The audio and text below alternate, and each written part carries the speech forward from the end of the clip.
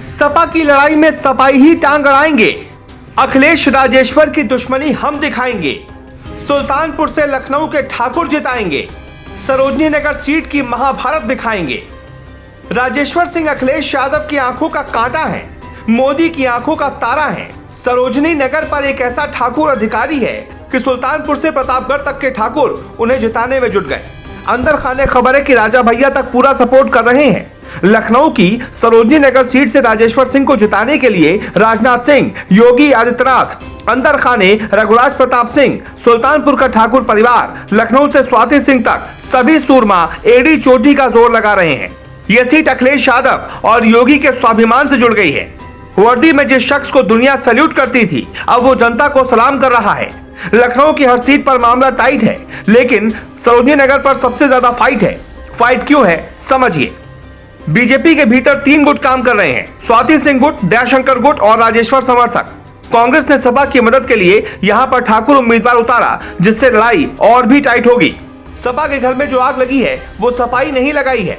बागी शारदा प्रताप शुक्ला खेला कर देंगे। सपा को हरवाने का मादा अकेले दम पर शारदा प्रताप शुक्ला रखते हैं। ब्राह्मणों में अच्छी पैठ है। शारदा प्रताप शुक्ला मुलायम दौर के नेता हैं और अखिलेश को खुलकर एक कमजोर नेता कहते हैं। अखिलेश यादव की जिंदगी के कई पन्ने राजेश्वर सिंह खंगाल चुके हैं। अखिलेश के खिलाफ योगी सरकार में जांच हुई थी तो उस टीम में राजेश्वर सिंह भी शामिल थे। राजेश्वर से अखिलेश यादव का बदला लेने के लिए सामने हैं अभिषेक मिश्रा। उनके पिता भी एक अधिकारी हैं और यूपी में बड़ी भूमिका निभाते हैं। यानी दोनों तरफ अधिकारी परिवार आमने सामने है। अभिषेक मिश्रा सपा का ब्राह्मण चेहरा है और सरोजनी नगर सीट पर ब्राह्मण किंग मेकर है। तो बीजेपी एक ठाकुर उम्मीदवार के साथ गई, क्योंकि ठाकुर इस सीट पर जीत का सही समीकरण बना सकते हैं। यूपी में लोग कहते हैं कि लड़ाई तो बाहुबलियों की या फिर ठाकुर और ब्राह्मण की, और सरोजनी नगर सीट पर अब कुछ ऐसा ही होने वाला है। देखिए, जहाँ तक आप राजेश्वर सिंह की बात करेंगे तो राजेश्वर सिंह जी जो है वो अधिकारी रहे हैं जो कि अपने इस टेन्यूअर में, अपने कार्यकाल में सबसे ही ज़्यादा चर्चित अधिकारी रहे हैं। चूँकि ईडी के हेड रहे हैं, ईडी में रहे हैं, डायरेक्टर जो है डिप्टी डायरेक्टर ईडी। तो ऐसी सूरत में जो है राजेश्वर सिंह को लेकर जिस तरह से उन्होंने वीआरएस लिया और वीआरएस लेके सरोजनी नगर सीट उन्होंने चुनी। इसके पहले देखिए सरोजनी नगर पहले स्वाति सिंह के पास थी, मंत्री रही 5 साल। स्वाति सिंह भी वो चर्चित थे जिनको 5 साल पहले कोई जानता नहीं था, सिर्फ उनके पति दयाशंकर सिंह को जानते थे लोग। स्वाति सिंह उस समय आई है चर्चा में जब नसीमुद्दीन सिद्दीकी ने अभद्र भाषा का इस्तेमाल किया, मौनाथ भंजन में दयाशंकर ने कुछ कहा था, और उसके बाद आपने देखा कि कितना गांधी प्रतिमा पे हजरतगंज में आंदोलन हुआ उसको लेकर। उसके बाद से जो है भारतीय जनता पार्टी को ये लगने लगा कि ये वो महिला है जिसके ऊपर जो है हम लोग दाव खेल सकते हैं इनको। उसके बाद से स्वाति सिंह को बाकायदे संगठन में लिया गया, उनको बाकायदे महिला आयोग का जो है महिला के प्रकोष्ठ का बनाया गया, उनको जिम्मेदारी सौंपी गई और प्रदेश भर भ्रमण कराया गया। आपने देखा स्वाति सिंह जो है वो 2017 के चुनाव में जीती और उसके बाद उनको तुरंत मंत्री पद भी बनाया गया। उसके बाद आप देखिए कि दोनों दयाशंकर और उन दोनों के आपस के विवाद के चक्कर में इसको है। अब चूंकि राजेश्वर सिंह को ये सीट दी गई है, निश्चित तौर पे ये सीट जो है बहुत ही हॉट सीट है, बहुत ही बड़ी सीट है। और सबसे बड़ी बात है कि आप चक्रव्यूह देखिए, आप जो है देखिए शारदा प्रसाद शुक्ला समाजवादी पार्टी के गद्दावर नेता और उसके बाद जो है वो मंत्री भी रहे, कैबिनेट मंत्री रहे, उनकी परंपरागत उनकी सीट रही। शारदा प्रसाद शुक्ला जो एक दिन पहले आपने देखा होगा कि अभिषेक मिश्रा के साथ वो नजर आए थे, अभिषेक मिश्रा उनसे समर्थन मांगने गए थे, लेकिन उसके अगले दिन शारदा प्रसाद शुक्ला जो है वो राजेश्वर सिंह को सपोर्ट करते हुए नजर आए। चूँकि वो पीएसपीएल में चले गए थे शारदा प्रसाद शुक्ला, और उनको पीएसपीएल से भी जो है उनको टिकट नहीं मिल पाया, गठबंधन में उनको सीट नहीं मिली, सिर्फ एक ही सीट मिली जसवंत नगर शिवपाल जी को। तो ऐसी सूरत में उन्होंने समर्थन कर दिया। यही नहीं बल्कि जो लोग भी जो है आधिकारिक तौर पे जो लोग हैं, या चाहे वो पूर्व हो या करंट में हो, जो अलग अलग जिलों में तैनात हैं, वो सारे लोग जो है राजेश्वर जी को इस बार जो है इसीलिए सपोर्ट कर रहे हैं क्योंकि आपने सही कहा कि जब अधिकारी जब रहता है और जब आपने कुछ ऐसे काम किए हों और फाइल अगर किसी के पास होती है तो निश्चित तौर पे वो भी एक समीकरण है जिसको लेकर राजेश्वर जी को जो है फुल्ली जो है सभी लोग सपोर्ट कर रहे हैं। डायरेक्ट और इनडायरेक्ट दोनों तरह के सपोर्ट कर रहे हैं। जो लोग अगर समाजवादी पार्टी में होंगे, जो लोग बीएसपी में होंगे, लेकिन अगर उनके कुछ कारनामे अगर उनके होंगे तो निश्चित तौर पे वो लोग भी जो है सपोर्ट कर रहे हैं। और बड़ी सीट है वो, निश्चित तौर पे लखनऊ की सबसे बड़ी सीट है वो। राजेश्वर जी, उत्तर प्रदेश में जितना प्रचार कहीं ना हुआ हो, वहाँ पर सरोजनी नगर में हो रहा है, सबसे हॉट सीट मानी जाने वाली है। बीजेपी ने एक चक्रव्यूह रचा है आपके लिए, क्या मानते हैं कि जीत आपकी होगी? 1 लाख वोट से यहाँ की जनता चुनाव जीतेगी, 1 लाख वोट से। जब से आपका नाम प्रस्तावित हुआ है, स्वाति सिंह ने किनारा कर लिया, शंकरी जी बीजेपी में शामिल हो गए, शारदा प्रताप शुक्ला जी शामिल हो गए, क्या मानते हैं कि कोई प्रतिद्वंदी है आपके आगे? कोई भारतीय जनता पार्टी का उत्तर प्रदेश में कहीं कोई प्रतिद्वंदिता नहीं है। भारतीय जनता पार्टी प्रचंड बहुमत से सरकार बनाने जा रही है। भारतीय जनता पार्टी की पिछली बार से ज़्यादा सीट आके सरकार बनेगी।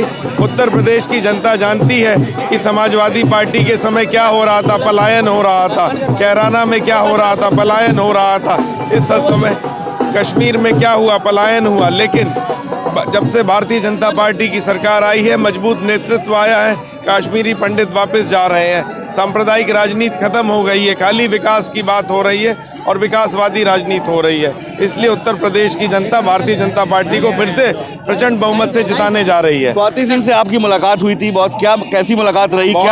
बहुत अच्छी मुलाकात। वो बिल्कुल हमारे साथ हैं, उनके सारे समर्थक हमारे साथ हैं और निरंतर वो हमारे लिए प्रचार कर रही हैं। आप ईडी में रहे हैं तो कई राज आपने खोले हैं और कई राज आपके पास दफन है। क्या उद्योगपति भारत के आपके साथ लखनऊ में आके खड़े हो रहे हैं क्या? जिसको आना होगा वो आएगा। ये तो जो साथ देना चाहेगा भारतीय जनता पार्टी का वो साथ देगा हमेशा। देखिए, ऐसा है, ब्राह्मणों का वोट सपा को नहीं मिलेगा। इसलिए सबसे प्रथम 1974 में किसानों के नेता मरहूम चौधरी चरण सिंह ने भारतीय क्रांति जब त्रिमोर्चा बना था, उससे हमको लड़ाने का काम किया था। मैं यूनिवर्सिटी से निकला था, मेरे भाई का मर्डर हुआ था और उन्होंने मुझे टिकट दे करके भारतीय क्रांति दल में शामिल किया था और चुनाव लड़ा था। चुनाव तो नहीं जीता, परंतु राजा विजय कुमार तत्कालीन मिनिस्टर थे, एमएलए थे और उन्होंने ही मेरे बड़े भाई की हत्या कराई थी। तो उनका भी जनाधार ब्राह्मणों में था।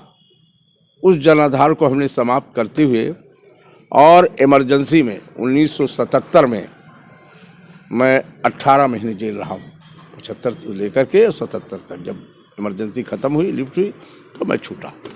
और 77 में इसी जनता पार्टी ने और मुलायम सिंह के माध्यम से मेरा टिकट काट करके छेदा सिंह चौहान को दिया था, जो नसबंदी करा रहे थे, बागवानी करा रहे थे टकरू साहब के साथ, और मेरा टिकट काट दिया गया था। जब टिकट काट दिया तब भी मैंने निर्दलीय चुनाव लड़ा था, जिससे राजा साहब हार गए थे और ये चुनाव छेदा सिंह चुनाव जीत गए थे जनता पार्टी से। उसके बाद 80 में जनता पार्टी टूटी और टूटने के बाद लोकदल फिर बना। लोकदल से फिर मैं कैंडिडेट हुआ और हीरालाल यादव मिल गए उससे, राजा विजय कुमार से। मैं मात्र 2000 वोट से हारा था 80 में। 85 में फिर मुलायम सिंह ने मेरा टिकट काट दिया और हीरालाल को दे दिया। हमारी क्षेत्र की जनता मेरे संघर्ष से, मेरे जुझारूपन से हमारे साथ आई और हीरालाल जी की जमानत जब्त हुई, 3500 वोट पाए और हम चुनाव जीत गए। कांग्रेस भी हार गई और हम एमएलए हो गए। सपा के 2 कद्दावर नेता आपको छोड़ के शंकरी जी भी आ चुके हैं बीजेपी में। क्या इसको एक चक्रव्यूह माना जाए बीजेपी का, कि बीजेपी ने एक चक्रव्यूह के तहत सपा के जो कैंडिडेट थे उनको तोड़ दिया है? नहीं, ऐसा नहीं। शंकरी को भी मैंने ऑफर किया है और शंकरी को भी मैं तोड़ करके लाया हूँ।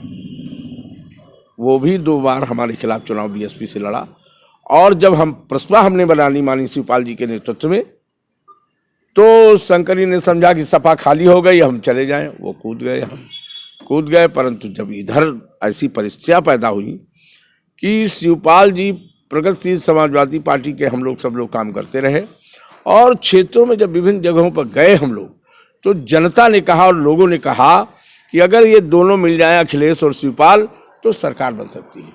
हम लोगों का विचार विमर्श हुआ और विचार विमर्श करने के बाद शिवपाल जी ने कहा बताओ क्या करें। तो हमने कहा कि अगर गठबंधन हो रहा है, सबसे कर ही रहा, तो अगर गठबंधन हो जो कुछ सीटें हम लोग, तो शिवपाल जी ने कहा कम से कम हमको 100 सीट मिले। तो हमने कहा ठीक। हम कहा अगर 100 नहीं मिल पाई तो कल 50 मिल जाए। फिर एक दिन वो बैठे थे, उन्होंने हमसे पूछा कि शुक्ला जी ये बताइए कि हमको गठबंधन में किसी भी सीट मिलनी चाहिए। हम कम से कम 100, आप तो कह रहे 100 मिलनी चाहिए, और अगर न हो तब, तो हमने कहा 50 सीट मिले। वो बात चलती रही। मुलायम सिंह से जब शिवपाल की बात हुई तो मुलायम सिंह ने कहा कि आप 200 सीटें ले लीजिए पर 7 हो जाइए। शिवपाल जी ने कहा ठीक। और उसके बाद शिवपाल जी ने 40 लोगों की लिस्ट दी नेताजी को कि ये मेरी पहली लिस्ट है। उन्होंने देखा, हमारे नाम पर टिक लगाया और ये कहा कि 2017 में हमने कहा था इसका टिकट मत काटना, यही सीट निकालेगा, पर तुमने टिकट काटा और अनुराग को दे दिया। तो अनुराग को इसने हमसे कहा था मैं हरा दूंगा, तो मैंने खुद कहा क्या हरा दोगे? उसने कहा हरा देंगे। तो हमने कहा हमारी मीटिंग लगाना अपने क्षेत्र में, हम चलेंगे। तो वो सीट हार गई। अब और ये छीन के 2012 में सीट लाया था बीएसपी से, हमने लड़ाया था, मैं जानता था। अखिलेश तब भी हमारा विरोध कर रहा था, सुनील साजन को यहाँ उतारना। तो नेताजी ने कहा इसको बताओ कितने बूथ हैं सरोजनी नगर में। ये कुछ नहीं बता पाया, तो कहा जो काम तुमको दिया तो वही करो।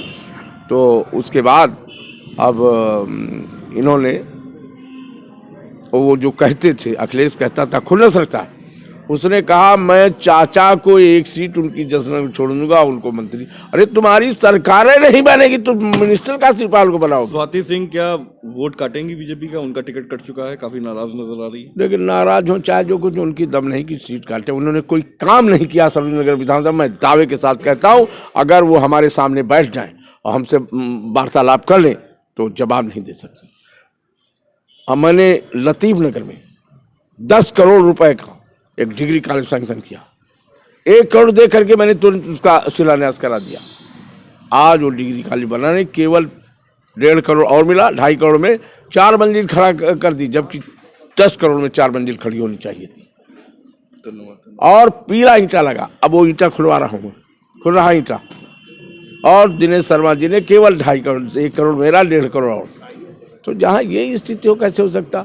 बेहसा शमशान घाट 1.5 करोड़ रुपया नगर निगम ने दिया कि इसका सौंदर्यीकरण करना, कमीशन नहीं मिला, लिहाजा वो पैसा वापस हो गया। ये सब पकड़ी का पुल हमने खोला, आधा खुला है, आधा रह गया। अब कहो हम कल तोड़वा दें और कहो चुनाव के बाद तोड़वाएं। हमको जेल जाने में कोई परेशानी नहीं होती, ज़्यादा जेलें भेजेंगे, महीना 2 महीने जमानत फिर आ जाएंगे। ठीक। तो ये सब लोक बंधु अस्पताल हमारी देन है। हरौनी फ्लाईओवर, कुछ लड़ाइयां दिल से लड़ी जाती हैं। सरोजनी नगर सीट की लड़ाई भी बिल्कुल ऐसे ही होती जा रही है। कांग्रेस ने ठाकुर उम्मीदवार उतारकर बीजेपी की टेंशन बढ़ा दी है, तो बसपा ने मुस्लिम उम्मीदवार उतारकर सपा का खेल बिगाड़ दिया। साफ है, एक अधिकारी की टोपी की शान बचाने को बीजेपी ने अपने स्वाभिमान से जोड़ लिया है। उधर अखिलेश यादव बदले की ताक में बैठे हैं। सरोजनी नगर में फिलहाल अब तक बीजेपी आगे है। अगर वोटिंग वाले दिन ब्राह्मण वोट सपा को कम मिले तो बीजेपी ये सीट निकाल लेगी। घर का भेदी ही लंका ढाई वाली बात सपा को याद रखनी चाहिए। यहां सपा की सीट पर विधायक रह चुके शारदा प्रताप शुक्ला फिलहाल बगावत कर चुके हैं। वो अब बीजेपी के साथ हैं और हजारों वोट काट सकते हैं। सपा को वो एक बड़ा डेंट लगा सकते हैं। खैर, सरोजनी नगर का चक्रव्यूह कौन भेदेगा हम 10 मार्च को बताएंगे। Shivam Srivastava, Global Bharat TV.